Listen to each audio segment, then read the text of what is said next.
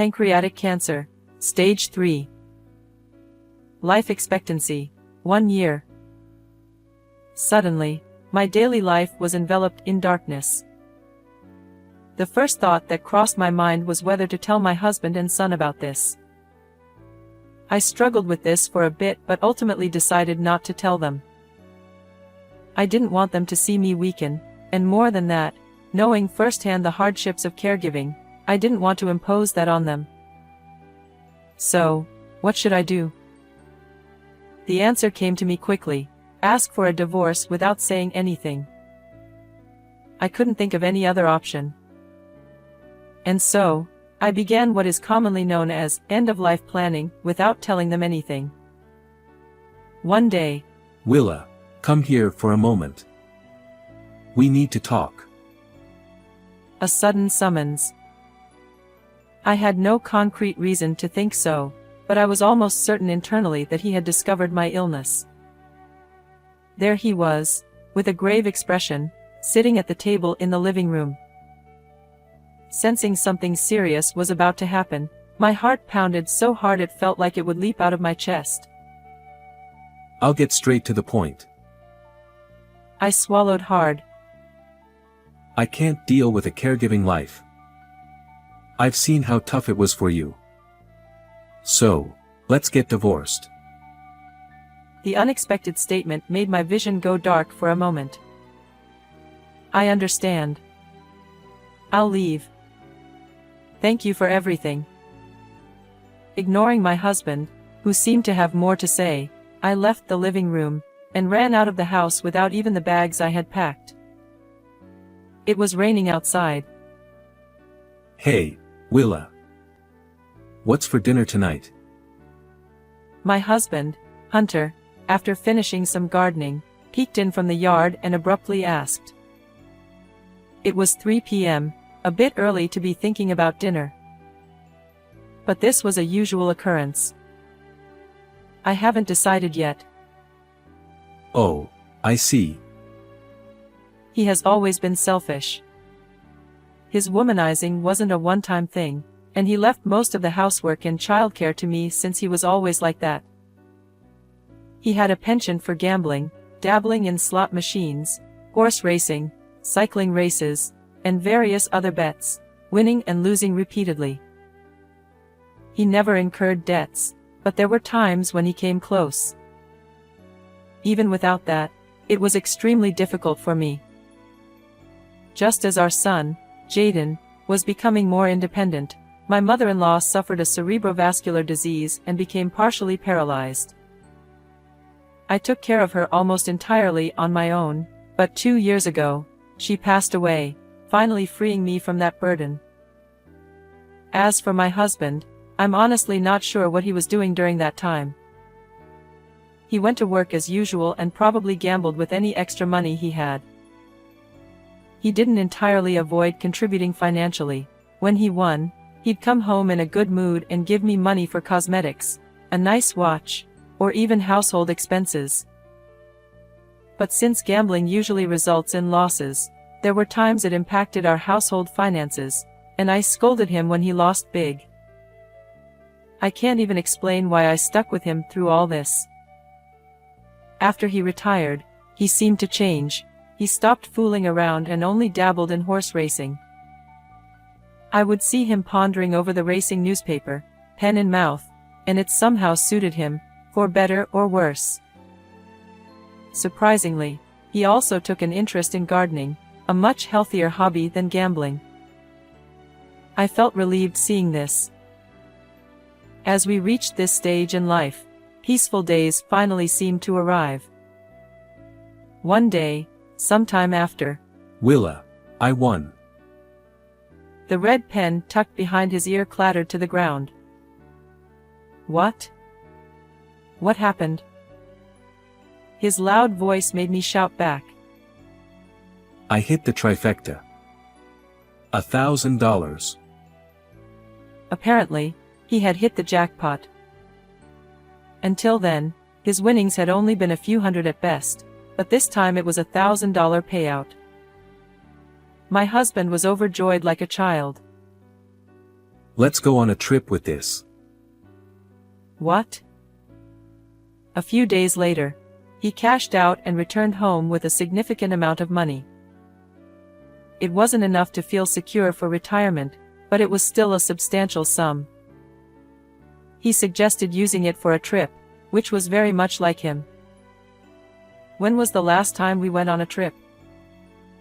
When should we go? And where do you want to go? Seeing him so excited, I reminisced about our past. It wasn't always sweet, but they were good memories. Thinking back, it's a mystery why I stayed with him, but he was still my partner. There must be some unexplainable charm or something. Anywhere is fine. I don't have any specific plans. All right, I'll decide then. He deftly handled his smartphone. I never got the hang of it and could only use the basic functions, but he had mastered it. How about going abroad? At our age, that's a bit too much. Really? Okay, then domestic it is. It didn't seem like him, but I didn't mind. I was a bit happy thinking we could finally relax and enjoy some quiet time together. This trip would be a good opportunity to discuss our future. He had mellowed out, so he probably wouldn't suggest anything outrageous. A week before the trip, while preparing, I suddenly felt a strange sensation in my body. An intense pain simultaneously crushed me from both my abdomen and back.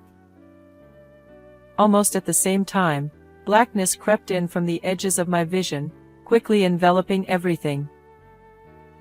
When I regained consciousness, my son Jaden's face was in front of me. Jaden, what are you doing here? What am I doing here? You collapsed. According to him, I had passed out in the bedroom and was rushed to the hospital. I recalled that he had said he'd be coming home today. I shuddered to think what might have happened if he hadn't been there. The surroundings were noisy with several nurses bustling about. Something serious seemed to be happening. As I pondered whether I was the cause of the commotion, my mind, still foggy, couldn't form a clear answer. As I tried to gather my thoughts, a dull pain surged through my abdomen. I instinctively clutched at it. What's wrong? Are you okay? I'm fine, just a bit of pain. I tried to put on a brave face to avoid worrying my son, but the pain was real. Even if I received a diagnosis, I didn't want to tell my son or husband. I didn't want to burden them with worry or show them my weakening state. I didn't want them to go through the hardships of caregiving. With that resolve, I managed to stay conscious. After several tests, I was admitted to the hospital. I told my son I was okay and sent him home to gather my things. I told him to inform my husband it was just a checkup. All I could do was hope for the best. That night, a middle-aged male doctor in a white coat walked briskly towards me and sat down quietly. Looking at his face, I immediately sensed, something bad is about to happen. He had a very serious expression. Ms. Park, please listen calmly. I thought, it's the usual phrase. My intuition turned to certainty. Yes. We've found cancer. Stage 3 pancreatic cancer. It's inoperable. So this is what it means to have your vision go dark. Though it had gone dark just before I lost consciousness earlier, this time was entirely different. The sense of despair was on another level. I see. Cancer. All the previously busy noises faded away, and I could barely hear the doctor's words. It seemed the hustle and bustle were all about me. You have a year to live. The prognosis was like an additional blow. while I couldn't hear the surrounding noises, the sound of things collapsing inside me was clear. They fell like a tower of blocks. A year. All my plans for old age, insignificant as they were now ruined. Or rather, old age itself was no longer an option. I sympathize with your situation. What exactly could he sympathize with? Amidst the confusion and doubt, my baseless anger was directed at the doctor. You can be admitted immediately, but you probably have things to take care of. For now, we'll manage with medication to slow the progression. Later, we'll consider the types of treatment. For now, all I could say was, I understand. Later, Hunter and Jaden, despite our strained relationship, came to visit me together. Hey, Willa. Are you okay? I'm fine. I just fell and got hurt. You two are overreacting. Though I said that, knowing the truth, Jaden's gaze was piercing. After returning home, I sighed in front of the suitcase I was packing. The first thing that came to mind was whether I should tell them the truth. I pondered briefly but chose not to. So, what should I do next? I quickly found the answer. I would file for divorce without saying anything. This was the only option that came to mind. With that decision, my half-packed suitcase wouldn't go to waste. Thus, I began what is commonly referred to as end-of-life preparations without telling them anything. Since the trip was postponed, most of my luggage remained as it was. Hunter initially seemed disappointed but accepted the situation, keeping his feelings to himself. One day, as I was secretly packing to leave, Hunter appeared in the bedroom. Willa, come here for a minute. We need to talk. A sudden call. Though I had no proof, I was almost certain inside. Could it be that my illness was discovered? Hunter sat seriously at the table in the middle of the living room. Feeling this was no ordinary situation, my heart raced as if it would leap out of my chest. I'll get straight to the point. I swallowed nervously. I can't handle a caregiving life. I saw how hard it was for you. So, let's get a divorce. His unexpected words made my vision almost go black again. Did he hear it from Jaden? Or did he somehow find out about my illness and use it as a reason to ask for a divorce? Though I knew he had always been selfish, I never thought it was to this extent. Simultaneously, I realized my decision was not wrong. After all, this was my original plan. Facing his rejection gave me a strange sense of relief. I understand. I'll leave. Thank you for everything. Ignoring my husband who seemed to want to say more, I left the living room and ran out of the house. It was raining outside.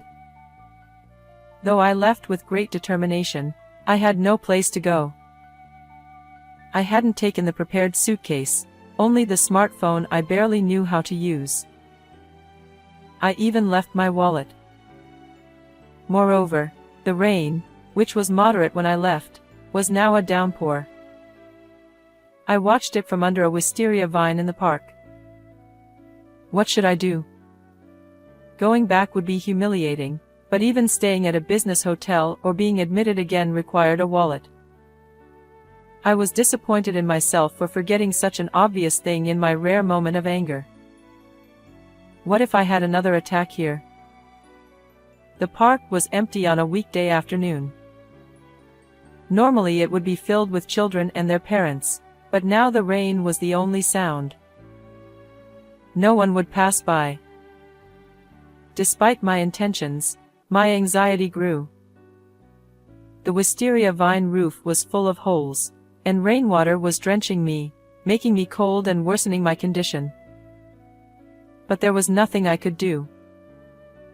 The rain showed no signs of stopping. I waited for a while, but no one came. I had no choice but to go back. Just as I thought that, I was hit by severe stomach pain again. There was no mistaking it, it was the same pain as before. My fears were confirmed. I might lose consciousness again, or worse. As I reached for my smartphone, I heard a voice through the downpour. There you are, Mom. What are you doing here? His voice kept my consciousness from slipping away. Once again, my son saved me. You left without an umbrella. And what's with not listening to Dad? Wait, are you feeling sick again? Hold on, I'll call an ambulance. At the hospital, I was immediately admitted.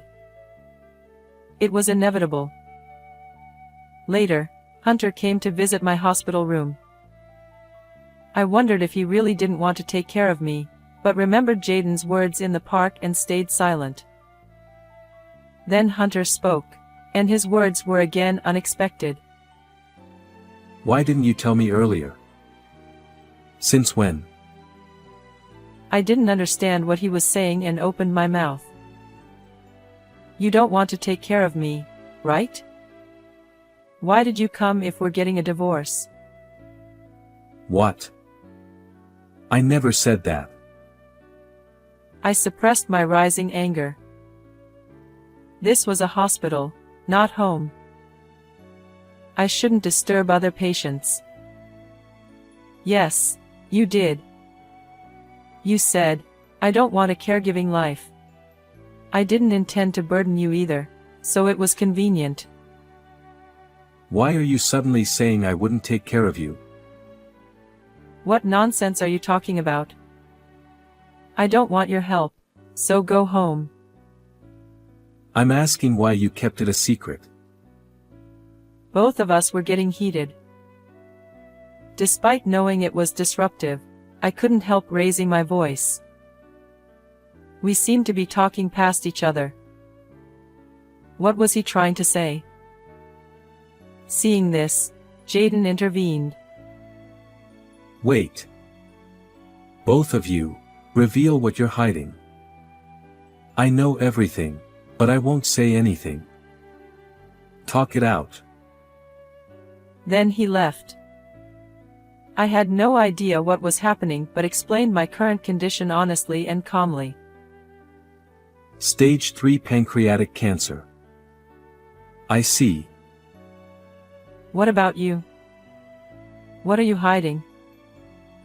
I was told I have lung cancer. 6 months to live, maybe 10. What a shock. So what did he mean by those words earlier? You took care of my mother. I couldn't do anything. I didn't want to cause you more trouble. That's why I said I couldn't live a caregiving life. I had no idea you had cancer too. Upon hearing my husband's confession, my emotions were a tangled mess, but the first thing I thought was, this is beyond a lack of communication. If he had explained things properly, we wouldn't have ended up discussing this in the hospital room. Then, you should have said it more clearly. I am sorry. I didn't want to keep you tied down to me even at this age. So, I thought we could go on a big trip and then I'd tell you everything. I wanted you to do what you love rather than take care of me. After a pause, he continued. But I never expected you to get cancer too. What are the odds? In the end, we were thinking the same thing. Both of us were keeping our illnesses a secret, seeking self-satisfaction in our self-sacrifice. Now, I think I understand why we were drawn to each other. I was thinking the exact same thing. I'm sorry for keeping it from you. No, I should be the one apologizing. I've been nothing but trouble. If you don't mind, could we stay together a little longer? I know it's selfish, but if our time is short, I want us to do what we want together. In this situation, I couldn't find a reason to refuse. More than anything, I found the whole exchange so absurd that I couldn't help but burst out laughing. Haha. What? I'm being serious. I know. That's why it's funny, isn't it? That we were both thinking the same thing. But going abroad is a bit much. I know. That was a joke. After all, I had already been given a terminal diagnosis at that time. Even though he had won big at the races, suggesting a trip was a reflection of his thoughts about the future. It was natural that it felt unlike him. Since that rainy day, we decided to undergo palliative care, repeatedly visiting the hospital but continuing our life at home as usual. Though the attacks weren't completely under control, things were much more stable. Now, we were choosing our travel destination again. It'll have to be within the prefecture, or at least the neighboring one. While my husband deliberated, I was looking for a hospice, not a travel destination. We both agreed that we didn't want to burden our son and decided to enter a hospice together. After the trip, we would move to a new place. This trip marked the beginning of a new journey in two ways. A final one-night, 2-day trip just for the two of us. We visited famous places and took a break at a restaurant. Enjoying fresh seafood in the afternoon, we settled scores about each other. I'm sorry for all the trouble I caused when we were young. Not just when we were young. Even recently, your lack of communication nearly made me catch a cold. I said I'm sorry. And it's not just me. You were planning to leave without saying anything. That was too secretive. I knew how hard caregiving could be, so I didn't want you to do it. So, it's the same for both of us. I didn't want you to go through it twice. But thanks to Jaden, we managed to have an honest conversation and it turned out well. It's all good in the end, right? No matter what, our conversations inevitably drifted back to the recent significant events. My husband had always been reckless with gambling and selfish. When he suddenly asked for a divorce, I thought his selfishness had reached its peak. But when I looked back, it was clear that we weren't communicating properly, and it ended up causing our son trouble.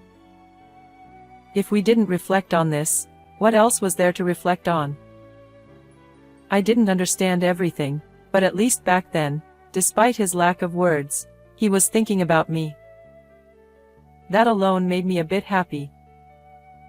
So, I wanted to go on one last trip with you, but is there anything you want to do? My husband asked, munching on seafood. He didn't look like a terminal cancer patient at all. I took his question seriously. Horse racing. Huh. I want to try horse racing. A week before entering the hospice, we went to a nearby racecourse. Barring something unusual, this would likely be our last outing together. Are you really going to bet?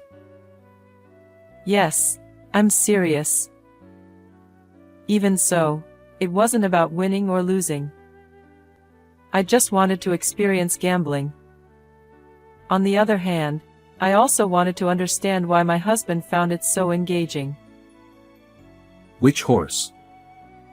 Are you going to pick one yourself? My husband, with his usual serious look, had a red ballpoint pen tucked behind his ear and a folded racing paper. He was aiming to win as usual. Of course. They say beginner's luck comes from choosing a name you like, right? It's a common saying. Then pick whichever you like. At this point, placing small bets wouldn't be fun, so I decided to go big and chose a trifecta. Maybe we're alike in some ways. The fanfare blared, and the crowd roared. Just feeling this excitement was worth the trip. No way. The announced numbers and their order seemed familiar. Let me see that. There was no need to check the results. You really won. The payout was a staggering $2,000, double the highest amount my husband had ever won. And so, we enjoyed our remaining days together and finally entered the hospice. It was a nice place with good facilities and attentive care. Much more beautiful than I had imagined. I really liked it here. If our son hadn't come to pick us up on that rainy day, we would have continued misunderstanding each other and wouldn't have ended up here. In my case, I might not even be alive. But now, here I am, with the person I've shared joys and sorrows with for decades. We made our final memories together. It was the best possible ending. It's a nice place. I'm not settled in yet. But I guess I will soon. As he muttered to himself, I could sense the emotions behind his words, because I was in the same position. How much longer do we have to live? I felt the same way. If we weren't together, the fear would have been overwhelming. But now, it wasn't. According to the doctor, my husband was likely to go first. But that didn't mean I could let my guard down. If I left him alone, who knows what would happen? I had to live to the fullest to make sure I didn't leave my unreliable husband behind. His selfishness was worse than cancer and wouldn't change, so he would probably go before me. Ideally, I'd like him to live longer, but it would be fine either way. I'm used to his selfishness. And then, the morning came. Despite being given a 10-month prognosis, my husband fought cancer for a year. Unlike that day, the sky was clear and bright. With such good weather, he wouldn't lose his way to his destination. Willa. I'm sorry for all the trouble I caused. My husband, bedridden, had become emaciated over the past year. It was a sight hard to bear. What are you saying now? We settled this long ago. I see. Thank you. Thank you too. My eyes welled up. Trying to hold it back made my chest hurt. Realizing this was really goodbye, emotions surged. But I would soon follow him. Thinking that made my heart feel a bit lighter. We would meet again soon, after all. Dad. You did well. Rest in peace. Good night. I'll be there soon. With our son, the doctor, and caregivers watching, the fanfare for his final race sounded. How did you like this story? Don't forget to subscribe to the channel. See you in the next video.